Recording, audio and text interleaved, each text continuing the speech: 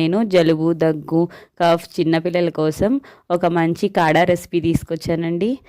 ఇది నేను 2 గ్లాసుల నీళ్లు తీసుకుంటున్నాను. ఇక్కడ ఈ 2 గ్లాసుల నీళ్ళలో పసుపు, అజ్వాన్ అంటారు కదా, వాము, ఇంకా నల్ల మిరియాలు, లవంగ్, ఇలాచీ, దాల్చీని, ఇంకా తులసి ఆకులు ఒక 5, 6 తీసుకున్నాను.